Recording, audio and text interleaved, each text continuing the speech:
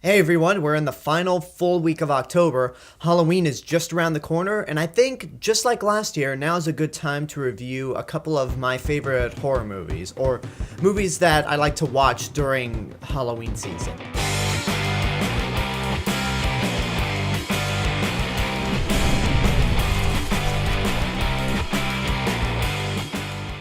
And we're going to kick things off with a movie that I think I should probably review, considering that its lead actor passed away last month, which is Young Frankenstein, starring Gene Wilder and directed by Mel Brooks. The movie follows Gene Wilder, who plays the grandson of Victor Frankenstein, Frederick Frankenstein. However, he does not like to be associated with the family legacy at all, and especially his grandfather's work, so he goes by the name Frankenstein. Suddenly, he inherits the family estate and travels to Transylvania to basically inspect the place. When he arrives, he comes across a hunchback named Igor. Now, it's pronounced Igor.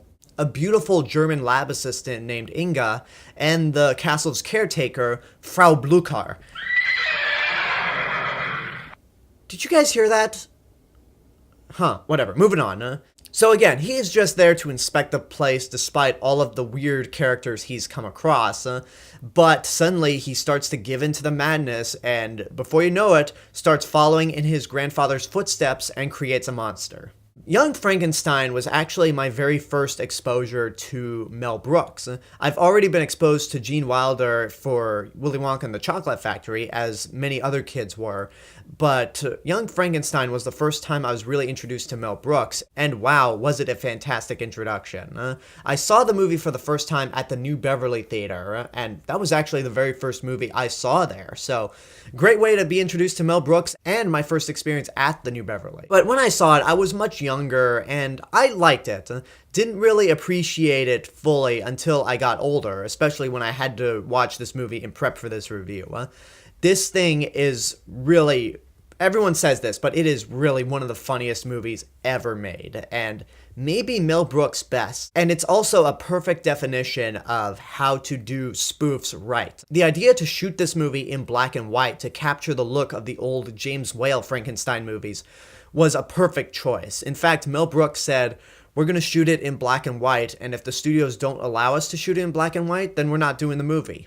So that is how much they believed in this movie, to really go above and beyond to capture the look of the movie. Right down to using the same lab equipment when Frankenstein tries to bring the monster to life. But at its core, this thing is a comedy, a true comedy, and it's got really memorable characters, and great actors to pull him off. The ultimate star of this movie is Gene Wilder. This is his movie, and he owns every second that he's in it. To describe Gene Wilder's performance would be like comparing him to Nicolas Cage, but in a good way. At one moment, he's out of his mind, batshit insane, and at other times, he's very calm and very subdued. And that's actually the more funny moments, when he's very calm and relaxed. And that's because he plays this so seriously. Yes, it is a comedy, and given that he co-wrote this movie with Mel Brooks, he plays this role seriously. And as Mel Brooks said on one of the special features on the Blu-ray, that's actually the best comedy in the world, when you play it straight. He is fantastic in this movie. Just like with Willy Wonka, he's very unpredictable and just all around funny. And the supporting actors are also really great. You have Madeline Kahn as Frankenstein's fiancée, who's a very uptight, upper-class socialite. And my favorite scene with them is the scene when he leaves for Transylvania and they're saying their goodbyes. When you look at it, it's played for drama, like this is a tragic goodbye between the fiancés. And whenever Frankenstein tries to kiss her, she's like, "Not on the lips. Don't touch the hair. I have to look perfect. I'm going somewhere." So it's those moments that are not only really funny, but shows what kind of character she is. On top of the fact that when Frankenstein leaves, he tries to throw her a kiss, but she dodges it. So that is just really funny. And Mel Brooks even said that that was actually improv by Madeline Kahn. That wasn't in the script. So that's a perfect example of improvisation done well, is that when you have a really good script, the actors say, "I want to try this," and sometimes it works. And then you also have Cloris Leachman as Frau Blucher, who is the... Okay, you guys heard that this time, right? Tell me I'm not hearing things. Okay, anyway, Frau Blucher is the person in question is the caretaker for the castle. And of all the characters, even Marty Feldman's Igor, she's the one that feels like she was pulled straight from a Universal monster movie, because there is like this creepy aura to her that you kind of wonder what her backstory is. And you do get a backstory when you find out that Victor Frankenstein, Frederick's grandfather, was her boyfriend.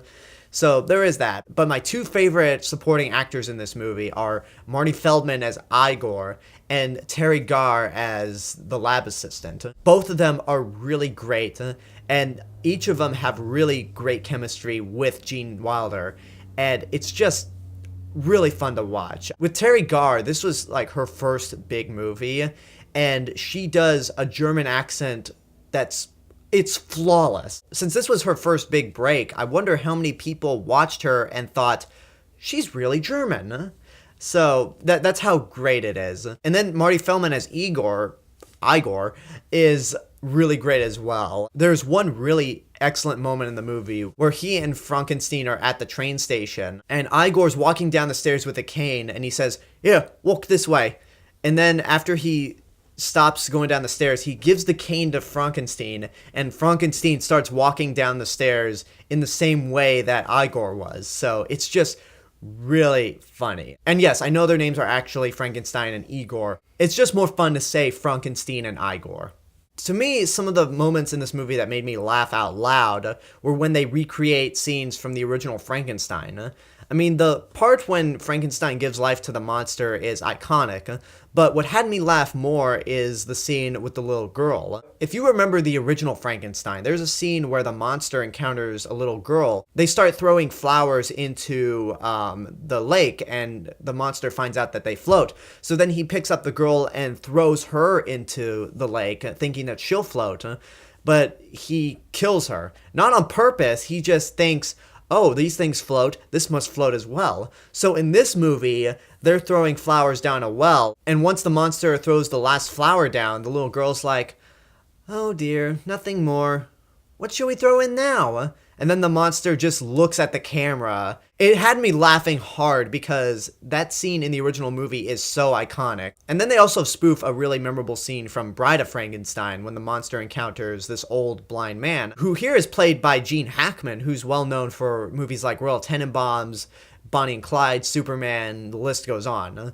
And it's just really funny. Some of these scenes I really can't do justice by describing them. You have to watch the movie to see it for yourself. And if I had to really criticize something about this movie, I don't want to, but I will say that the first half of the movie for me, no, not the first half, like more like the first quarter of the movie, feels a little underwhelming. I don't think the first quarter of the movie is as funny as a lot of people say it is. There are hilarious moments, sure, but it doesn't really become laugh out loud funny until a certain point in the movie. But aside from that, Young Frankenstein is a masterpiece of comedy. It's very funny, well written, the actors are phenomenal, it has great cinematography that captures the look of those original movies perfectly. So if you've never seen Young Frankenstein, you need to get off your ass and go see it right now, because there's no excuse for why you haven't seen one of the best comedies ever made. So that's my review for Young Frankenstein. Tomorrow I'll actually review a horror movie instead of a comedy.